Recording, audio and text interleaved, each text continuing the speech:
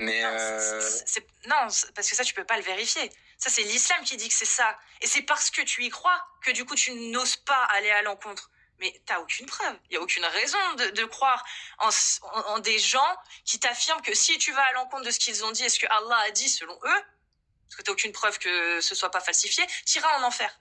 Bah, ça, t'as aucune raison d'y croire. Mais pourtant, tu y crois parce que t'as tellement peur que ce soit vrai que tu préfères ne pas les contredire. Mais t'as aucune preuve. Aujourd'hui, en France, en fait, on vit bien ensemble. Et la seule chose qui pourrait nous éloigner, c'est justement un système où il y aurait de la ségrégation, où il y aurait des différenciations, on n'aurait pas tous les mêmes droits. C'est ça qui pourrait nous exclure les uns des autres. Mais aujourd'hui, en France, t'as pas de bonne raison de croire que parce que tu refuses la liberté individuelle des autres, tu iras en enfer. Ça, c'est parce que tu crois en ce que des gens ont dit. Que si tu n'écoutais pas, t'allais cramer en enfer. Regarde, je vais t'expliquer un truc. Tu vois, il y a des années. C'est une vieille histoire. Il y a des savants qui ont débattu. C'était un savant qui était mécréant, du coup, et un savant qui était musulman. Le savant mécréant, il donne rendez-vous au savant musulman pour débattre. Et le savant mécréant, il dit au savant musulman, pourquoi... Attends, c'est un savant de quoi, du coup? Parce qu'il y a le savant musulman, c'est savant islamique, mais le savant normal, il sait quoi? Du coup, c'est un savant dans quel domaine? On va plus dire un grand philosophe, tu vois. D'accord. Ils débattent ensemble.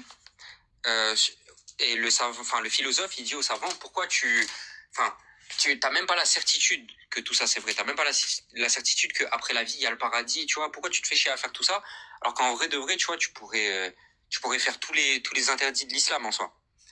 Le savant musulman, il répond une chose simple, il lui dit, moi, tu vois, je prends plaisir à faire des bonnes actions, tout ça, à œuvrer pour Allah, je prends plaisir, je mets mon cœur à faire ça, je me dis, même pour moi, je me dis que je suis quelqu'un de bien, et c'est encore mieux si je fais ça pour mon créateur, tu vois. Mais maintenant, qu'en est-il de toi, si après la mort, il y a quelque chose, tu vois? Même si je suis pas sûr, moi, j'aurais pris plaisir dans ma vie. Mais toi, pour toi, il y a quoi? Si après la vie, il y a quelque chose, c'est lequel de nous deux qui est dans la merde, tu vois? Bah, ça dépend, il y a 4000 religions, ça peut être au minimum 4000 dieux différents. Donc, même si j'ai tort, c'est pas forcé que toi t'aies raison. Ça se trouve, c'est le dieu zoroastrien qui existe. Ça se trouve, c'est le dieu des juifs uniquement. Et que après, c'est juste de l'usurpation. On n'en sait rien. On sait pas. Moi, juste, j'ai aucune bonne raison de croire que il y a un dieu et qu'il a fait descendre une parole divine, que ce soit le Coran, la Torah ou la Bible. J'en ai aucune bonne raison. C'est tout. Les chrétiens et les juifs et les musulmans, on a tous le même Dieu. Et les messagers que non, ça, c'est les musulmans qui disent ça. Ça, c'est l'islam qui dit ça. Les juifs ne disent pas ça. Les catholiques non plus. Enfin, les chrétiens non plus. Mais tu parles du Nouveau Testament, pas de l'Ancien. Peu importe. Les deux dans tous les cas. C'est-à-dire que les juifs, pour eux, il n'y a que leur religion et tout ce qui vient après est faux. Pour les catholiques, le judaïsme était une prémisse, mais ça ne s'applique plus à eux. Et donc, voilà. Mais tout ce qui vient après, c'est faux. Et pour les musulmans, bah, en fait, c'est le même schéma. C'est que ils prennent tout, mais ils renient pas. Mais ça, c'est que pour l'islam. C'est-à-dire que les juifs, eux, ils considèrent pas du tout que votre religion est vraie. Pas du tout. Ni les chrétiens. Donc, à partir de ce postulat-là, ils peuvent avoir raison. C'était le peuple préféré d'Allah. Non, mais ça, c'est selon ta croyance. C'est-à-dire que selon la croyance des chrétiens, ça se trouve, c'est eux qui ont raison. Ça se trouve, Dieu, la dernière parole qu'il a révélée, c'est à Jésus. Tu n'en sais rien, peut-être qu'on se trompe.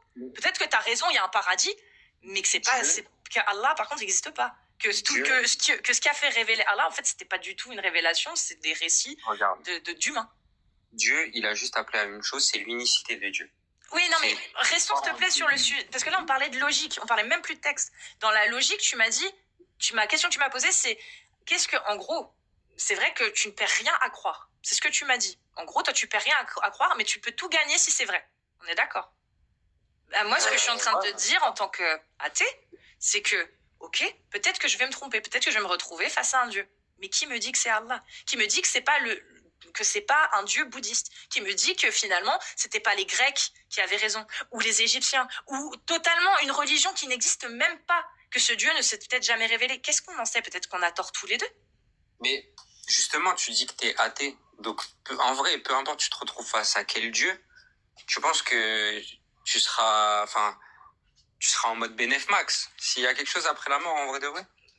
Bah, je pense que je ne serais peut-être pas en bénéf max, mais toi non plus. Dans tous les cas. Parce que si tu appliques une parole qui ne vient pas du Dieu devant lequel tu es, et que en plus ce Dieu-là, il estime que la parole de Mohammed, que la parole qu'il y a dans le Coran, bah, elle est totalement aberrante parce que tu te retrouves face à un Dieu qui est anti-esclavagisme, bah, excuse-moi, mais tu vas perdre aussi des points, tu vois. Dans tous les cas, tu vas pas gagner. Si tu te retrouves face à un Dieu tribal, par exemple, un Dieu, bah, tu vas rien gagner de plus, hein, parce que finalement, ce sera totalement à l'opposé. Si tu te retrouves face à un Dieu Inca ou un Dieu Maya ou un Dieu, peu importe, un Dieu qui n'a rien à voir avec l'islam, tu vas pas gagner plus de points, mon frère. Tu seras comme moi. On ne se sera trompé les deux. Peut-être, c'est une possibilité si tu veux, mais c'est pour ça que je suis bien content d'avoir choisi l'islam. Parce que pour moi, tout ce qu'il y a dans ma religion, je me dis que c'est vrai. On peut me dire ce qu'on veut.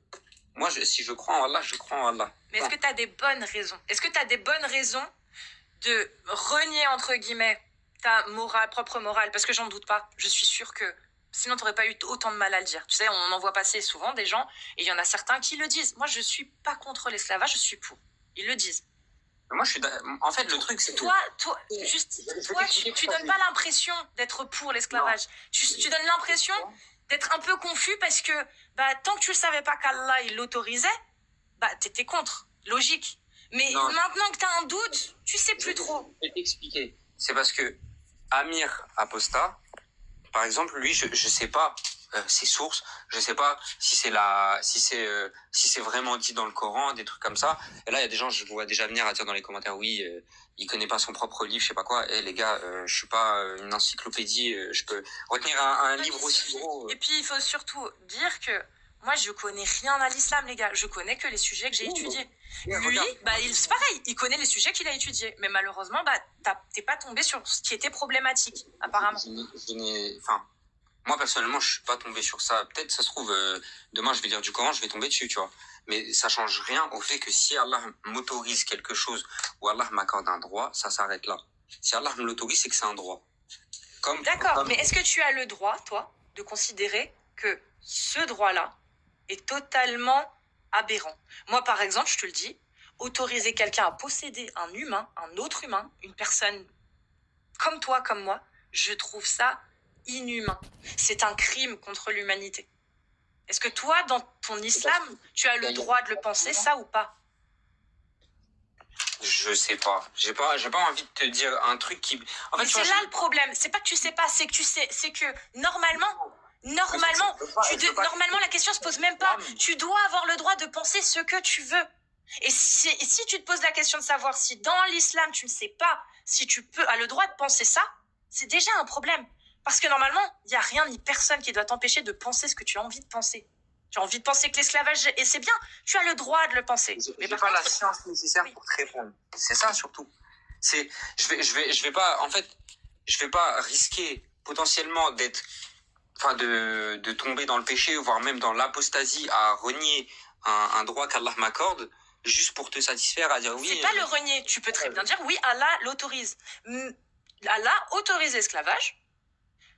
Moi, je trouve que autoriser des gens à posséder d'autres gens, c'est inhumain et ça va à l'encontre du coup de la dignité humaine.